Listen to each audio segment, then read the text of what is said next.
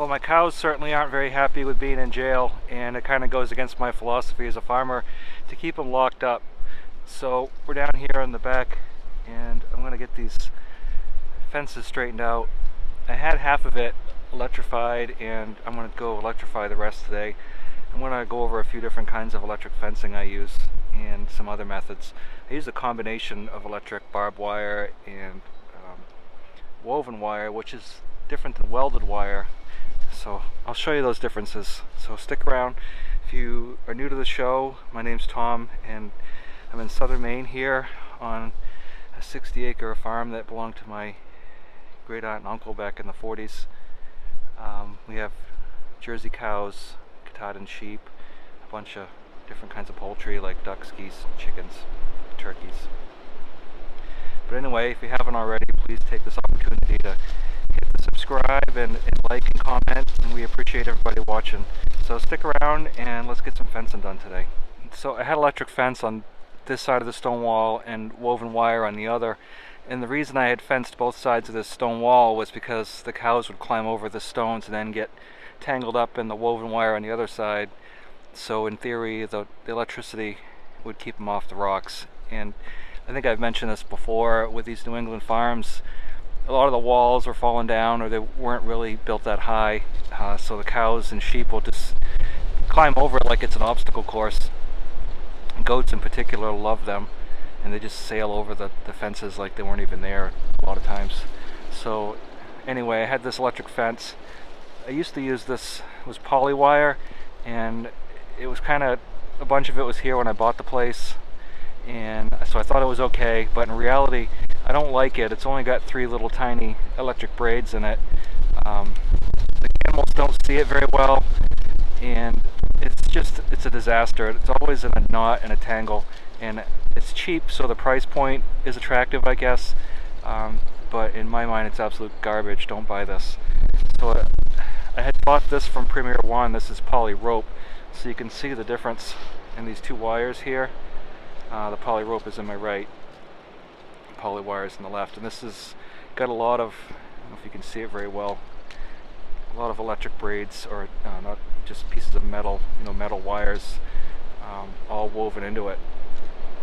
And it's also highly visible. They say they've tried a lot of different colors, and white with the stripe was the most visible from further away. There's some other colors. I think there's orange, and I don't really remember, but I went on the recommendation of Premier One, and they said this is what to put up. So I've got from the back of the barn down here to this corner, and so this is where the wire had stopped, and I'd switched over.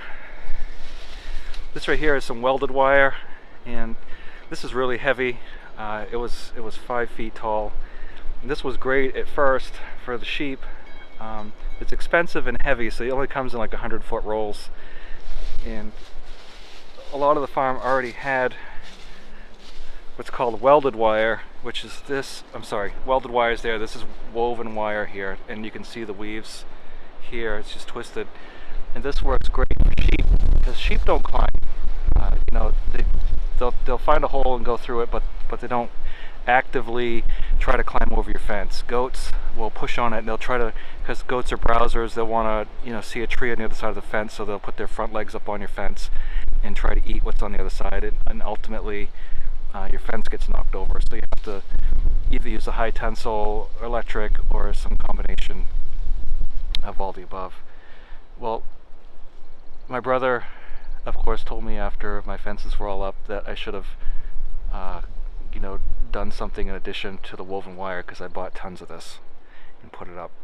And he probably told me sooner, but me being the person I am, I probably didn't even hear it, and just assumed I was going to be the first person in history to make this work. Anyway, as my wife likes to say, why do it right the first time? Oh wait, no, what'd she say? There's not enough time to do it right the first time, but there's plenty of time to come back and do it again the second time. So the point of this is I'm telling you what I've done wrong so that you don't do it also.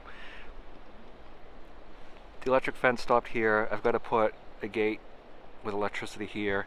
At some point I have to go down and address the down tree over the hill. That was all fenced in, but now it's in shambles because of the winter winds. So today I just want to get this fixed. One of the biggest troubles as I've mentioned up here, is it looks like the stone wall is right here, but in reality it probably comes back about 2 feet from that stone wall, and it's just riddled with rocks. So trying to put a post down in here is next to impossible, but I have to brace this corner because there's going to be tension that way and tension this way. The wind is insane, obviously. I can't traipse around here too much in the leaves with my tools because they'll be gone. I don't know if you hear that. There's just not much meat here to drive a post into, but I've got to get a brace on both of these sides.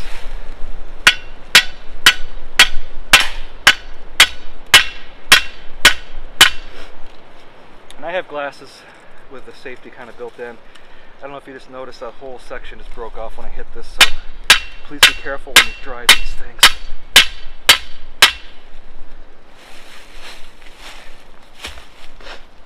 What I like to do in the open spaces is put cedar posts with the braces, the corner braces out of cedar.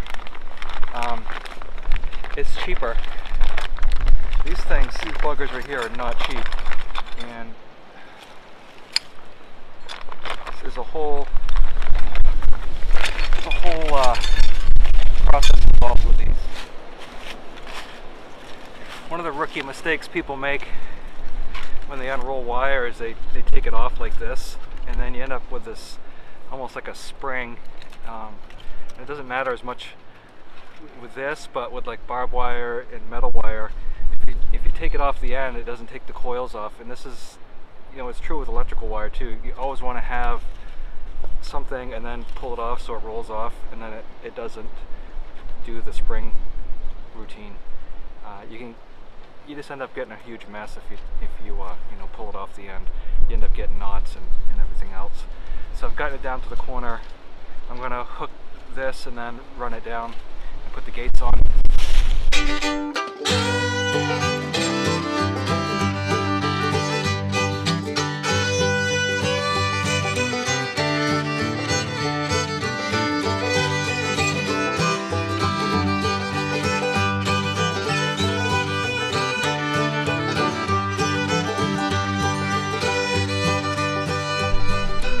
So I reinforced this fence on the back.